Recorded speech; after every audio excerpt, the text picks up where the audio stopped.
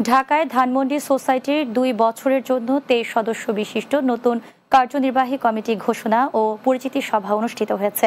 রোববার সন্ধ্যায় রাজধানীর ধানমন্ডি ইমানুয়েলস কনভেনশন সেন্টারে ধানমন্ডি সোসাইটির ২০২৫-২৭ সালের নতুন কার্যনির্বাহী কমিটি ঘোষণা করা হয়।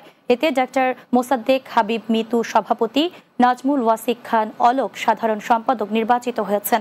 ধানমন্ডি সোসাইটির লাইফ মেম্বার সাবেক রাষ্ট্রদূত মাসুদ মান্নান কমিটির নাম ঘোষণা করেন। এ সময় বিএনপির কেন্দ্রীয় আন্তর্জাতিক বিষয়ক সম্পাদক ব্যারিস্টার নাসির উদ্দিন অসীম, সহসভাপতি এ কামাল অনু, লতিফুল বাড়ি, যুগ্ম সম্পাদক জাফর আহমেদ পাটোয়ারি, সাংগঠনিক সম্পাদক মোহাম্মদ তৈয়ব আফজাল সহ আরও অনেকে উপস্থিত ছিলেন।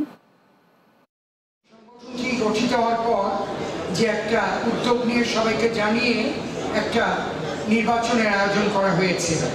আমরা যে টিকে ছিলাম এটা আমাদের সকল সদস্যদের আন্তরিক সদিচ্ছা